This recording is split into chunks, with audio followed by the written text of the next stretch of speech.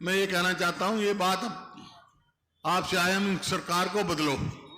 हरियाणा में सरकार कैसे बदलेगी? पहले पार्लियामेंट में कांग्रेस जिताओ, फिर हरियाणा में जिताओगे, जब भी तो बदलेगी सरकार। तो आपसे पूछ सकते हैं, या मैम की भूमि पे कह के जा रहा हूं, और जो मैं कहता हूं कहते हैं वो करते हैं। आपसे पूछ सकते हैं, भाई अच्छा सरकार तो बदल जाएंगे, ये बताओ थारी सरकार आ गई तो क्या करोगे? तो मैं 5-6 बात कह के जा रहा हूं, और तो बातें बाद में आएगी हमारे घोषणा पत्र, लेकिन 5-6 बात के कह के जा रहा हूं। बाकी काफी कुछ उदयभान जी ने बता दिया। तो हमारी सरकार आएगी तो भाई क्या करेंगे हम? भाई हमारी सरकार आते ही जो बुजुर्गों की पेंशन है वो 6,000 रुपए महीना बूढ़े का और 6,000 रुपए महीना बुढ़िया का, घर में 12,000।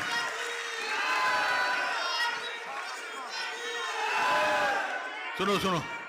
और भाई एक जो है सबसे कष्ट की बात होती है, खेत का ट्यूबवेल का तो बिजली का बिल मैं कर गया था 10 पैसे यूनिट, लेकिन गरीब आदमी को बिजली का खर्चा बहुत परेशान करता है। तो भाई 300 यूनिट फ्री बिजली देंगे हम 300 यूनिट। और ये हमारी बहन बेटियां बैठी है भाई, आजकल कोई लाकड़ियां पे तो रोटी पोता नहीं, गैस का ले आए सिलेंडर जब हमारी सरकार थी तो 400 रुपए का भाव था, अब हो गया 1000 से ऊपर। लेकिन हमारी सरकार आ गई तो आज कह रहा हूं जैसे राजस्थान में कर दिया था ना, 500 रुपए से ज्यादा सिलेंडर की कीमत नहीं होगी। और इस सरकार ने, हरियाणा सरकार ने 2 लाख जो पक्की नौकरी खाली छोड़ रखी, लगाए नहीं, वो एक और बना रखा है कौशल रोजगार निगम। उसमें ना रिजर्वेशन, ना पक्की, ना पेंशन। इधर लाओ, अगले एक भी नई बात काट दो। युवाओं के भविष्य से खिलवाड़ की जा रही है, जो कर अग्निपथ है, कोई मतलब नहीं उसका। अरे पहले तो फौज में भर्ती होते, क्या करता है, छोरा भर्ती हो जाता, यूं था भाई अच्छी जगह जाएगा, बच्चे पढ़ेंगे, पेंशन आएगा, तो भर्ती होते सगाई आने लग जाती थी। ये बगनी 21 साल से कम शादी ना हो, 18 साल का भर्ती होगा, 21 साल का 22 साल का घर आ जाएगा, तो कौन ब्याह करेगा भाई उसका? बताओ कौन रिश्ते लेके जाओगा? तो ये स्थिति इन्होंने कर दी। और भाई जो बैकवर्ड क्लास का क्रीमी लेयर जो हमारे समय में 6 लाख था, नहीं इनने कर दिया, उसको बढ़ा के घटा दिया, 8 लाख से 6 लाख कर दिया। हमारा समय आएगी सरकार तो 10 लाख करेंगे ताकि उनको फायदा भी हो, उनको फायदा हो। और जो ये एक बात कह रहा हूं, आपको याद होगा जब मैं 2005 में मेरे को मौका दिया आपने, तो उस टाइम यही हालात थे कानून व्यवस्था की, अपराध की। उस टाइम मैंने कहा था कि भाई या तो मुख्य धारा में आ जाओ अपराधी, नहीं हरियाणा छोड़ जाओ, छोड़ गए थे। आज कह के जा रहा हूं, वहां बहन की भूमि पर अगर हमारी सरकार बन गई तो गुंडों को हरियाणा में नहीं रहने देंगे, हमको बाहर करेंगे।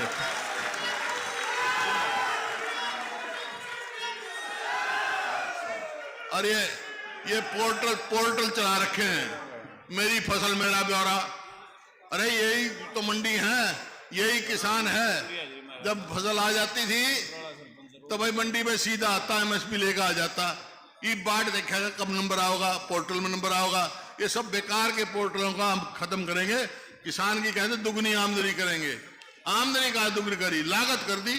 क्या भाव डीजल का था उस टाइम, क्या भाव खाद का था, क्या भाव आज कीटनाशक दवाइयों का है, लागत तो दुगनी कर दी, आमदनी कहां से दुगनी होगी?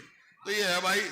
और गरीब आदमी 100-100 गज के प्लॉट दिए थे हमने, 4 लाख के करीब। एक किसी को मिला हो तो बता दो 9-9.5 साल में, तो भाई वो फिर 100-100 गज के प्लॉट देना शुरू करेंगे, हम वो लागू करेंगे हैं। हाँ। और कर्मचारियों का ओल्ड पेंशन लागू स्कीम करेंगे कर्मचारियों के लिए। और गरीब आदमी को मकान बनाने का भी काम हम करेंगे भाई।